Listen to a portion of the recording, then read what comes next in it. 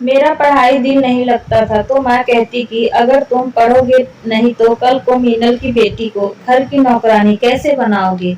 मीनल हमारे घर की नौकरानी थी। उसकी बेटी गरीबी की वजह से स्कूल नहीं जाती थी। मैंने दिल लगाकर पढ़ाई की और लंदन चला गया। वहाँ से एजुकेशन पूरी करके लौटा तो मेरी माँ का देहांत हो गया। मैं माँ की इच्छा पूरी करने के लिए जब मीनल की बेटी को नौकरानी बनाने के लिए उसके घर गया तो मेरी आत्मा कांप गई, क्योंकि मुझे गरीब और छोटे लोगों से बहुत नफरत महसूस होती थी। शायद इसी की वजह से यह भी थी कि मैं सोने का चम्मच मुंह में लेकर पैदा हुआ था। जब से मैं अपने माँ बाप की जिंदगी में आया था, मेरे माँ बाप की तो जैसे लॉटरी ही लग चुकी थी। वह दिन और रात चौगुनी तरक्की करने लगे थे। पहले जो उनका बिजनेस लाखों में ही उन्हें मुनाफा दे रहा था, देखते ही देखते वह करोड़ों रुपए के मालिक बन गए। मेरे पापा ने तो साफ कह दिया तो सिर्फ और सिर्फ कि अंकित के वजह से तो सोने का चम्मच लेकर हमारी जिंदगी में आया है। बचपन से ही मुझे बड़ा लाड़ प्यार दिया गया था। शुरू शुरू में मैं तो मेरे थोड़े बहुत गरीब दोस्त थे। मैं नौकरी के साथ घुल मिल जाया करता था तो मेरी माँ मुझे डांट दिया करती थी। कहती थी कि इन छोटे लोगों गंदे लोग हैं, इनको इनकी औकात में रखा जाए तो बेहतर है, वरना सर पर चढ़कर नाचना शुरू कर देते हैं। तुम्हें अपने क्लास के बच्चों के साथ ही दोस्ती करनी चाहिए, यह क्या गली मोहल्ले के लड़कों के साथ। मैं इस तरह की बातें दिमाग में डालना शुरू कर दी थी। इसीलिए जैसे ही मैं बड़ा हुआ मेरे दिमाग में यही बातें भर कर चुकी थी। अभी भी मैं बैठा अपना होमवर्क कर रहा था। आज स्कूल में मैं अपने दोस्तों के साथ शरारत करते हुए पकड़ा गया था तो टीचर ने पहले तो क्लास से बाहर खड़ा किया और फिर मेरा होमवर्क मुझे 20 बार करने के लिए कह दिया। अभी तक सिर्फ मैं 10 बार ही कर पाया था कि मेरा हाथ जवाब देने लगा। गुस्से से जी चाह के कि टीचर का मुंह नोच डालूं। मैं ऐसा ही था, बहुत ही बदतमीज। लिख लेकर जब थक चुका था तो पेंसिल को ऐसे ही मेज पर मरने लगा। तभी हमारे यहाँ काम करने वाली मीनल मेरे कमरे में चली आई। मुझसे कहने लगी, छोटे साहब जी, अगर आप कमरे से बाहर चले जाए तो क्या मैं आपके कमरे की सफाई कर दूं? मुझे तो घर में काम करने वाले सभी नौकरों से भी चिढ़ थी, खासकर मीनल से, जो बिना वजह ही मुझसे प्यार से पेश आया करती थी। ऐसा लगता था जैसे मैं इसका मालिक नहीं बल्कि इसकी औलाद हूँ। मैं गुस्से से देखकर कहने लगा कि क्या तुम्हें दिखाई नहीं दे रहा, मैं होमवर्क कर रहा हूँ? किससे पूछकर तुम मेरे कमरे में आई हो? जिस वक्त कमरे में हूँ, मेरे कमरे में आने की जरूरत नहीं। मेरी बात सुनकर वह फौरन सर झुकाकर कमरे से बाहर जा चुकी थी। फिर मेरे दिमाग में कुछ आया और मैं मीनल को वापस अपने कमरे में बुलाया। मीनल जो झाड़ू उठाकर वापस जा रही थी, भागकर वापस आई थी। कहने लगी, जी छोटे साहब, कोई काम था आपको? मैं उसे कहने लगा कि तुम्हें लिखना पढ़ना आता है? वह कहने लगी, जी मैं 8 क्लास पढ़ी लेती हूँ। उसके बाद उनका मेरे चेहरे पर मुस्कुराहट आई थी। मैं उसे कहने लगा कि अच्छा, मेरा ही होमवर्क कर दोगी? मेरी यह बात सुनकर थोड़ी हैरान हुई थी। फिर कहने लगी, यह तो बुरी बात है, यह काम तो आपके टीचर ने आपको लिखने के लिए दिया है, यह काम तो आपको ही करना चाहिए। उसकी नसीहत सुनकर मैं गुस्से में पड़ गया था। अपनी पेंसिल उसकी तरफ उछाल कर कहा, देखो, मेरी माँ बनने की कोशिश नहीं करो, नौकर हो तो नौकरानी बनकर ही रहो। मैंने तुम्हें कहा है कि जाकर मेरा होमवर्क कर दो, आगे से मुझे फिजूल की बातें मत सुनाओ। उसने गहरी सांस ली थी और झाड़ू की तरफ रखकर बैठने लगी, मगर मैं फिर से उसे तंग करने लगा कि जाकर अपने हाथ धोकर आओ, तुम्हारे हाथ गंदे हैं। झाड़ू वाले, मेरी किताबें साफ सुथरी हैं, इनको गंदा मत करो। वह एक बार फिर उठी थी और हाथ धोकर अच्छे से पोंछकर वहां पर आकर बैठी थी। मैं उसे बार बार यही कह रहा था कि अच्छा अच्छा लिखो, बिल्कुल मेरी राइटिंग पर लिखो, काम खराब ना हो, वरना मुझसे बुरा कोई नहीं होगा। मेरी यह बात सुनकर वह कहने लगी कि आप फिक्र मत करें, मेरी लिखी बड़ी साफ है जी, बस गरीबों की वजह से मैं पढ़ ना सकी, वरना मेरी लिखी पूरी क्लास में अच्छी हुआ करती थी। वाकई में बात भी यह थी कि मैं 7 क्लास में मेरी राइटिंग बहुत गंदी थी, मगर मीनल तो बड़ा ही अच्छा लेती थी। मैं भी उसे लिखते हुए देखा ही रहा था, तभी मेरी माँ की आवाज सुनी, मीनल कहाँ मर गई है?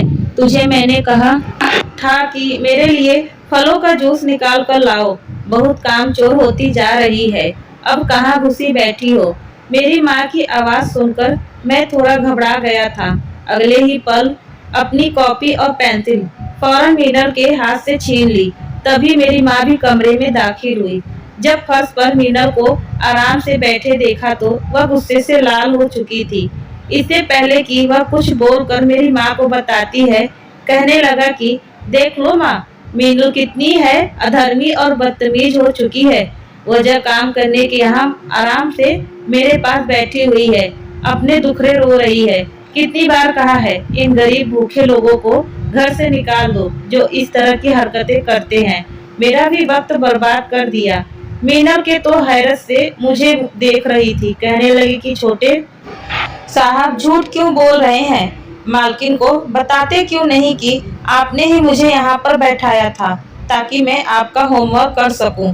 मगर मेरी माँ को तो सिर्फ और सिर्फ मेरी बातों पर ही यकीन था। फिर तो वह बेइज्जती हुई कि बेचारी मीनल सर झुकाकर आंसू साफ करती कमरे से चली गई। मगर मैं खुश था कि मेरा होमवर्क बड़ी ही तेजी के साथ मीनल के आधे से ज्यादा कर दिया था। मेरी माँ मुझे शाबाशी भी देकर गई थी कि जल्दी जल्दी होमवर्क पूरा करो, फिर मैं तुम्हारा फेवरेट नूडल्स बनाकर तुम्हें दूंगी। मैं बाकी का होमवर्क भी निपटा लिया था। मेरे माँ बाप को मुझे बहुत सी उम्मीदें थी। वह चाहते थे कि मैं पढ़ाई में टॉप करूं और हर साल ट्रॉफी लेकर घर आऊं। लेकिन मेरा पढ़ाई में दिल नहीं लगता था। मेरा दिल करता था कि हर वक्त खेलता रहूं, कभी मोबाइल पर गेम तो कभी दोस्तों के साथ मस्तियां करूं। पढ़ाई से तो मेरा दिल घबराने लगता था। अब तो स्कूल वाले भी मेरे खिलाफ शिकायतें मेरे माँ बाप से करने लगे थे। एक दिन मैं ऐसे ही बैठा पढ़ रहा था। एनुअल एग्जाम करीब थे और मैं जिद कर रहा था कि माँ मुझे नहीं पढ़ना, पापा के पास इतना पैसा है, आखिर वह पैसा उन्होंने करना क्या है? मैं आपका इकलौता बेटा हूँ, फिर आप क्यों मुझे पढ़ा लिखा कर बड़ा बिजनेसमैन बनाना चाहती हैं? मैं बड़ा होकर पापा का ही बिजनेस संभाल लूंगा, मेरे साथ जबरदस्ती मत करें। मगर मेरी माँ गहरी सांस लेकर कह रही गई कि फिर अपनी गोद में मुझे बैठकर मुझे लेकर किताब सामने रखकर कहने लगी कि बेटा तुम नहीं समझ रहे हो, देखो मैं पढ़ी लिखी हूँ, अपने अपने डिस्ट्रिक्ट में फर्स्ट आती थी। तुम्हारे पापा भी पढ़ लिख कर राजस्थान पर पहुँचे हैं कि उनका अमीर लोगों के नाम लिया जाता है, जबकि अगर तुम पढ़ाई नहीं करोगे तो भला लोगों में इज्जत कैसे बना सकोगे? देखो आज हमारे पास पैसा है, धन दौलत है, सिर्फ और सिर्फ इस वजह से है कि क्योंकि हम पढ़े लिखे हैं। और यह देखो छोटे छोटे इन अनपढ़ लोगों को हमारे घरों में कामकाज करके अपना पेट पाल रहे हैं, क्योंकि इनके पास एक एजुकेशन नाम की कोई चीज नहीं है। अब मीनल को ही देख लो, अगर इसके पास शिक्षा होती तो कोई हुनर होता तो आज ये हमारे घर में झाड़ू पोछा कर रही होती है, क्या नहीं? अगर यह पढ़ी लिखी होती तो इसका अपना कोई बिजनेस होता, यह भी हमारी तरह लोगों पर अपना हुक्म कर रही होती। मगर देखो तो बेचारी आज हमारी जूतियां सीधी करती रहती हैं। यह होती है एजुकेशन की पावर। अब तुम खुद ही को ही देख लो, अगर तुम भी पढ़ लिख कर खूब मेहनत करोगे तो कल को इसकी बेटी को अपनी नौकरानी बनाना, उसे खूब काम करवाना, खूब बेइज्जती करना, क्योंकि अनपढ़ लोगों की यही सजा होती है। अगर यह भी अपने माँ बाप की बात मानकर पढ़ लेते तो आज यह भी जिंदगी में कहां से कहां पहुंच चुके होते। मेरी माँ ने मुझे जो मिसल दी थी, मेरे दिमाग में तो ऐसे बैठी कि मैं खिलखिलाकर हंसने लगा। सामने ही मीनल मेरे जूते पॉलिश कर रही थी। मैं हंस हंस कर उसका मजाक उड़ाने लगा कि हाँ सही कहा है माँ, अपने मीनल को बेटी की अपनी नौकरानी बनाऊंगा। जैसे ही मेरे मुंह से यह शब्द निकले और मीनल तक पहुंचे तो उसके जूते पॉलिश करते हुए हाथ रुक चुके थे। वह 35 साल की औरत थी, मगर दुबली पतली सी थी। सादे कपड़े पहनती। मेरी इस बात पर उसने मुझे पहली बार घूर कर देखा था। मेरे जूते पॉलिश करना छोड़ दिए, उठकर मेरे पास आई और कहने लगी कि मैं आपकी नौकरानी हूँ। मेरे पति का देहांत के बाद आपकी नौकरी करना मेरी मजबूरी है, लेकिन जरूरी नहीं कि नौकरानी की बेटी नौकरानी ही बने। मैं अपनी बेटी को पढ़ा लिखा कर इस दुनिया में कामयाब बनाना चाहती हूँ। आप लोगों ने मेरा मजाक उड़ाना है तो जो भी कहना है मुझे कहे, मगर मेरी बेटी का नाम मत ले। ऐसा कहते हुए उसकी आंखें भीग गई थी। मीनल की एक ही बेटी थी जिसे वो बहुत प्यार करती थी, लेकिन अगले ही पल में हंसकर कहने लगा कि नौकर की बेटी नौकरानी ही होती है। तुम्हारे पास तो इतने पैसे भी नहीं है कि 2 वक्त का खाना ही खरीद कर खा सको। हमारा जूठा खाना तुम अपने घर में लेकर जाती हो और अपनी उस बेटी को भी खिलाती हो।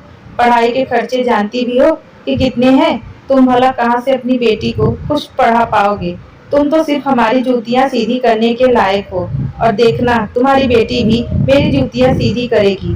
मेरी माँ भी इस बात पर हंस पड़ी थी। मीनल से कहने लगी कि अरे इसमें गुस्सा करने वाली कौन सी बात है। मेरे बेटे ने कौन सा अनोखी बात कह दी है। अगर थोड़ा हंस खेल रहा है तो तुम भी मुस्कुरा लो, हंस लो। इसमें गुस्सा करने वाली कौन सी बात है। खैर वक्त यूं ही तेजी से गुजरने लगा। जितनी मैं गरीबों से नफरत करता था और अपने घर के नौकरों को नीचा दिखाता था, वहीं जब मेरे दिमाग में यह बात आई तो मैं और दिल से लगाकर पढ़ाई करने लगा, क्योंकि मेरे दिल में यही बात थी कि मैं भी अगर पढ़ लिख कर कामयाब हो गया तो इन गरीबों लोगों को अपने पैरों की जूती समझूंगा। एक दिन मैं अपने घर में ही बैठा था। सुबह सुबह का वक्त था जब मीनल घर आई। उसके साथ उसकी बेटी भी थी, मेरे ही उम्र की थी। डरी सहमी सर झुकाए उसने अपनी माँ की तरह बड़ा सा दुपट्टा ओढ़ रखा था। मेरी तो एकदम से हंसी छूट गई थी। मैं कहने लगा कि कौन भला इतनी उम्र नहीं है जितना बड़ा दुपट्टा लपेट रखा है। कौन से हीरे जड़े हैं तुमने जो दुपट्टे से लपेट कर घूम रही हो। मेरी अब बात सुनकर वो फौरन अपनी माँ के पीछे हुई। मुझे देखकर तो उसने अपना चेहरा भी छुपा लिया था। फिर मीनल अपनी बेटी को लेकर चलते हुए मेरी माँ के पास गई और कहने लगी कि आज मेरी तबीयत कुछ खराब है, अपने काम से छुट्टी भी नहीं दी, इसीलिए मैं अपनी बेटी को भी काम पर ले आई हूँ।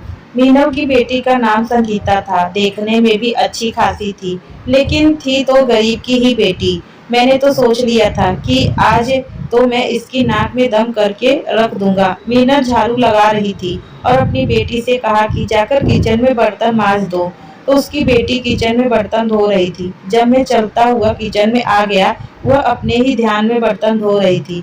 मैं जानबूझकर कामियां निकालने लगा। यह बर्तन अभी तक गंदे क्यों हैं? ठीक से साफ ही नहीं किया है क्या? हाथों में दम नहीं है, सभी बर्तनों पर जूठा लगा हुआ है, नजर आ रहा है।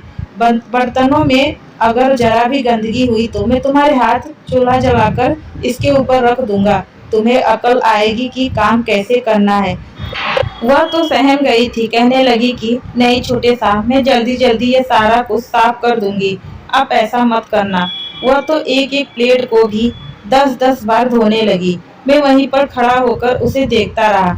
जैसे ही वह सारे बर्तन धोकर किचन से जाने लगी तो मैं अगले ही पर सारे बर्तनों को एक बार फिर से गंदा कर लिया।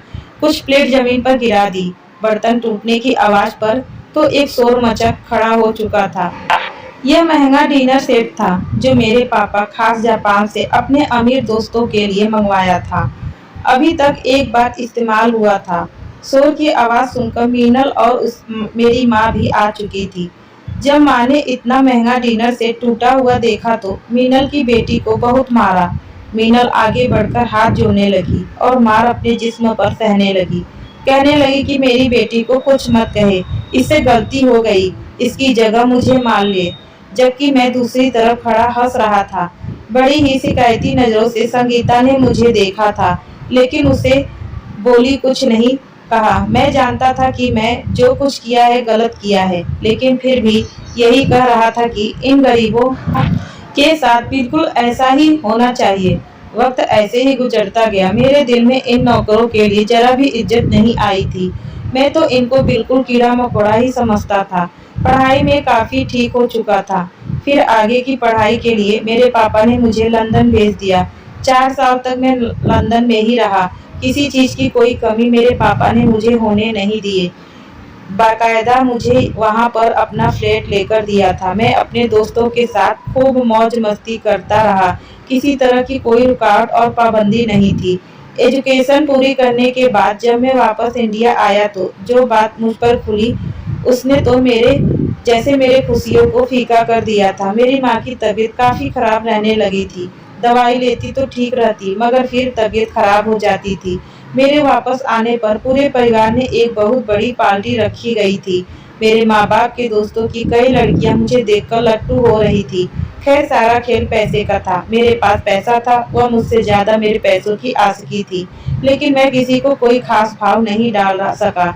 जैसे ही पार्टी वगैरह खत्म हुई तो एक दिन मैं अपने घर पर बैठा था। ज्यादातर हमारे घर में नौकर अब भी वहाँ थे। कुछ नए आ चुके थे। इन्हीं में से मुझे याद आया कि मीनल नाम की नौकरानी भी हमारे यहाँ हुआ करती थी।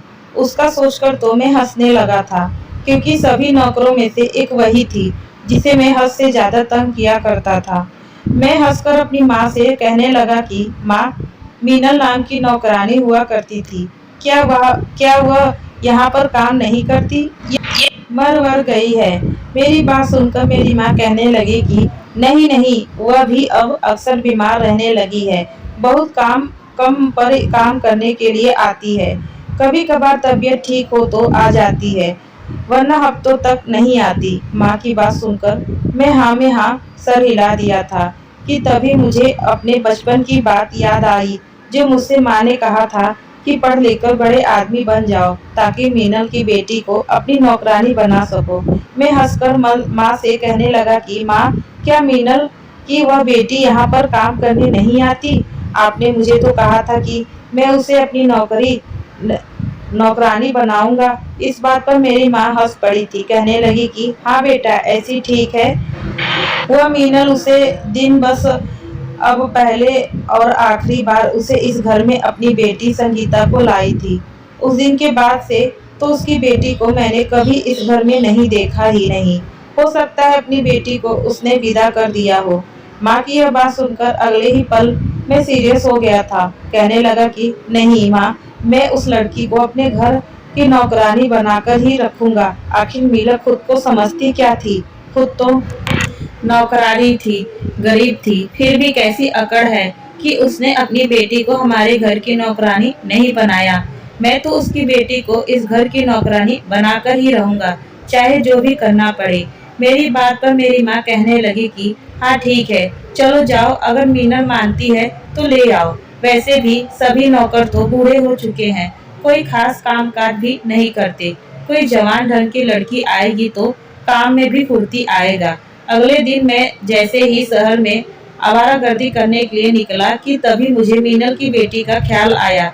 जाने क्या सोचते हुए मैं घर फोन किया, मगर माँ ने कॉल नहीं उठाई थी। तभी पापा की कॉल आई कि माँ की तबीयत बहुत खराब है, जल्दी हॉस्पिटल आओ। मैं सब भूल भुलाकर अस्पताल की तरफ भागा था, मगर मेरी माँ की डेथ हो चुकी थी। उसके जाने का सदमा मुझ पर बहुत दिन तक था। कितने दिन तो मैं सत्य ही इस हालत में रहा, मगर धीरे धीरे जिंदगी की तरफ लौटने लगा। मेरा ध्यान एक बार फिर से मीनल की बेटी की तरफ गया था। मैंने सोच लिया कि उसे हर हाल में अब इस घर की नौकरानी बनाऊंगा, क्योंकि यह मेरी माँ, स्वर्गवासी माँ की इच्छा थी। मैं उस गरीब से मोहल्ले में पहुंच चुका था। कच्चा सा घर था, घिरे हुए मकान थे। ऐसा लग रहा था जैसे मैं कोई बहुत पुराने इलाके में आ चुका हूँ। अपनी गाड़ी के नीचे उतरा तो हर तरफ भिन्न भिन्न बीनती हुई मक्खियाँ और बदबू कचरा देखकर तो मुझे उल्टी आने लगी थी।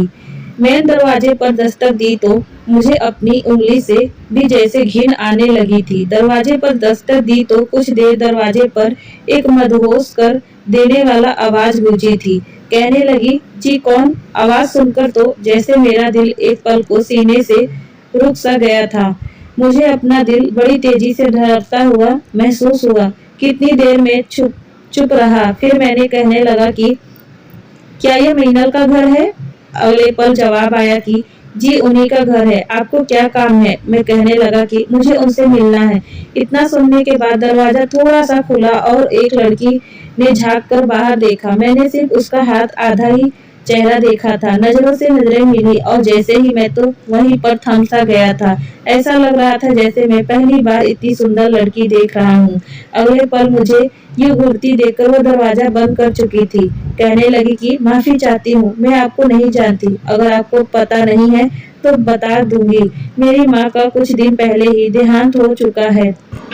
वह अब यहाँ पर नहीं रहती। इतना कहने के बाद दरवाजा बंद हो चुका था, मगर मैं तो जैसे इसी के लम्हे में कैद होकर रह गया। जब से मैंने उसका चेहरा देखा था, मेरा तो दिल काबू में ही नहीं रहा था।